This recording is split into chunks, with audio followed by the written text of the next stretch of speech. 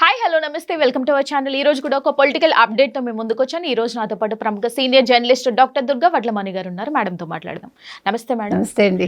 Madam, Botsa Satyanarayana గారికి జగన్మోహన్ రెడ్డి భారీ shock ఇవ్వనున్నట్లుగా, అలాగే మండలి పక్ష నేతగా ఆయన స్థానంలో ఆయన్ని తొలగించి వేరే ఒకరిని తీసుకురాబోతున్నట్లుగా కూడా ప్రచారం నడుస్తుంది మేడం. దీని మీద మీ విశ్లేషణ?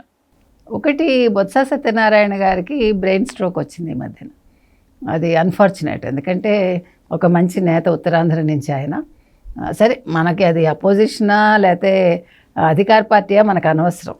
అనారోగ్యం అనేది ఎవరికి వచ్చినా బాధాకరమే, ముఖ్యంగా బొత్సకి రావడం. సో వారు కొంచెం ఇప్పుడు మరి ఐసీయూలో ఉన్నారా లేకపోతే ట్రీట్మెంట్లో ఉన్నారా ఇంకా సరిగా మనకి ఇన్ఫర్మేషన్ రాలేదు. ఈలోగా మీకు రకరకాల వార్తలు బయటకు వస్తున్నాయి. జగన్మోహన్ రెడ్డి బొత్సాన్ని తప్పించేసి.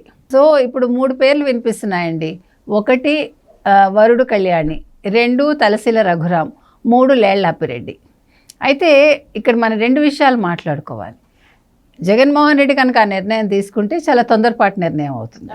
ఎందుకంటే బొత్స సత్యనారాయణ అనే వ్యక్తి మీకు ఉత్తరాంధ్రలో చాలా పేరున్న నాయకుడు, అందులో కాపు నాయకుడు. అవును. ఈరోజు ఏ కాపుల ఓట్ల కోసం ఆయన అంబటి రాంబాబుని ఎత్తిన పెట్టుకుంటున్నాడో, మరి బొత్స సత్యనారాయణ తప్పిస్తే మరి కాపులు ఊరుకుంటారా? ఆగ్రహంతో ఊగిపోతారుగా. అది కాకుండా ఇప్పుడు బొత్స సత్యనారాయణ హెల్తీగా వస్తారేమో ఆవిడకి తెలుసు. ఆరోగ్యం బాగయ్యి ఆయన బయటకు వస్తే అప్పుడు ఈయన ఏం చేస్తాడు? తప్పు కదా, అది వెయిట్ చేసి చూడాలి కదా. ఏదైనా కూడా మనం వేచి చూసే ధోరణి ఉండాలి. రెండోది, వరుడు కళ్యాణిని తీసుకుంటే ఆవిడ వెలమ సామాజిక వర్గం.